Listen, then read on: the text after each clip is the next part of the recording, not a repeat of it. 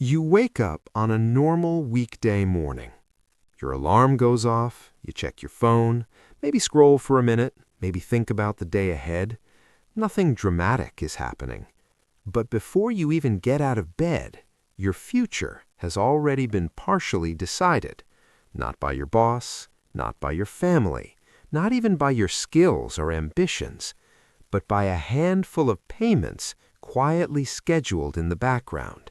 The car payment due next week, the credit card minimum that will auto-withdraw, the student loan reminder waiting in your email, the subscription charges that feel small but never stop. None of them feel urgent today, and that's exactly why debt is so powerful. It doesn't usually ruin your life in a dramatic explosion.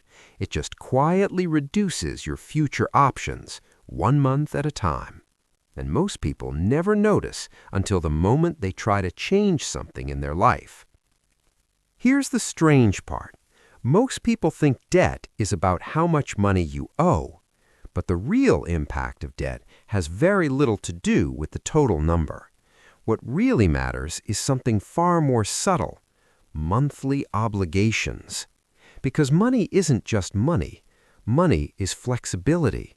It's the ability to decide what tomorrow looks like, the job you take, the risks you can handle, the opportunities you're allowed to explore, the time you can give to your family, your health, or even your peace of mind. And every monthly payment quietly takes a small slice of that flexibility away. Not enough to feel scary, just enough to slowly shape your life. Let me show you what I mean. Imagine two people living in the same city, same age, same job level, same salary. Both earn about $4,000 a month after taxes. On paper, they're identical, but their lives feel completely different. The first person has very few fixed payments: rent, food, utilities, a phone bill. Let's say their essential costs total around $2,000 a month. That means half their income is still under their control. If they want to save more, they can. If they want to experiment with a business idea, they might.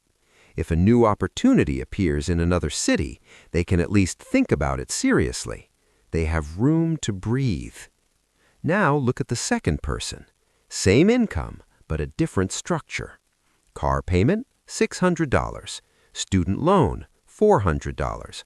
Credit card minimums, $350. Personal loan, $300. Phone financing plan, $90. Before rent even enters the conversation, almost half their salary is already committed. Not optional, not flexible, locked in. Add rent, groceries, and utilities, and suddenly nearly every dollar is spoken for before the month even begins. Both people earn the same amount, but one person is designing their life. The other is managing obligations.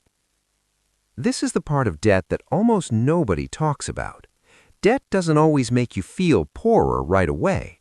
In fact, sometimes it makes you feel richer. You get the better car sooner, the nicer apartment sooner, the upgraded phone, the furniture, the lifestyle. Everything feels elevated immediately, and the monthly payment feels manageable. That's the trick. Debt doesn't ask you to pay the full price today. It quietly asks your future self to handle it every month for years. And the future has a funny habit of arriving faster than we expect. Month after month, payment after payment. Until one day you realize something strange. You're earning good money, but you don't feel free. Think about work for a second. Almost everyone has had a moment where they thought, I don't think I want to do this forever. Maybe the job feels draining. Maybe the environment isn't healthy. Maybe the work simply doesn't excite you anymore. So you start imagining alternatives, a different industry, a business idea, going back to school, taking a break to rethink things. But then one question quietly enters the room. Can I afford that? And suddenly the conversation changes. It's no longer about your potential. It's about your obligations. If you have $2,500 in monthly payments waiting for you, freedom starts shrinking. You're not choosing a job anymore. You're protecting your ability to survive your own financial structure. So you stay, not because it's your dream, but because the hallway of choices has gotten narrower. Debt rarely locks the door, but it definitely makes the hallway smaller. What makes this even more interesting is how modern life encourages this pattern.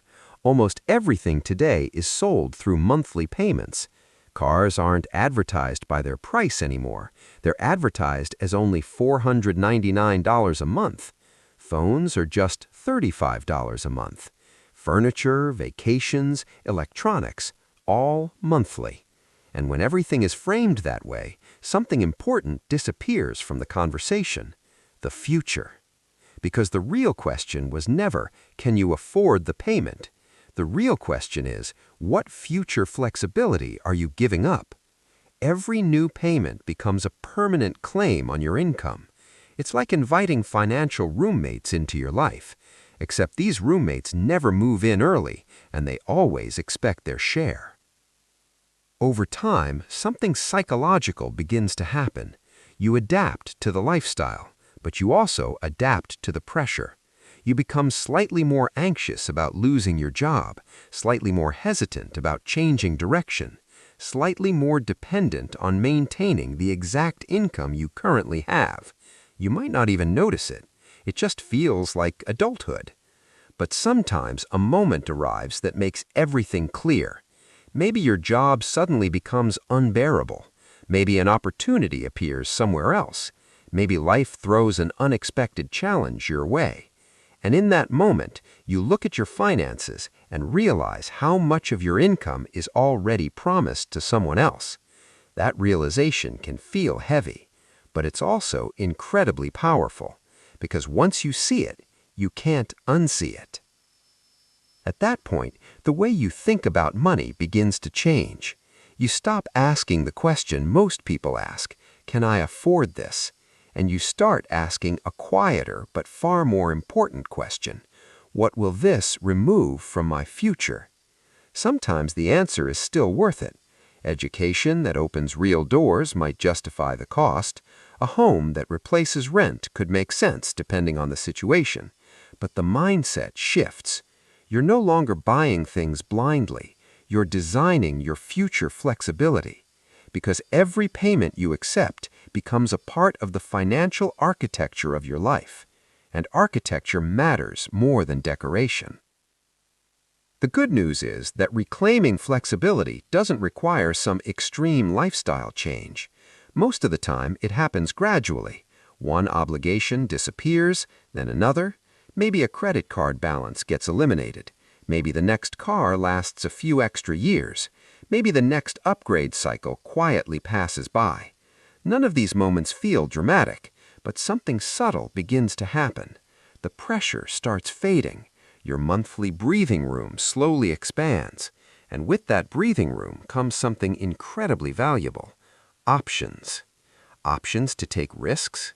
Options to slow down. Options to walk away from situations that no longer serve you. Options to say yes to things that actually matter. And here's the interesting part. Some of the most financially free people in the world don't necessarily earn the most money. They've just protected their flexibility.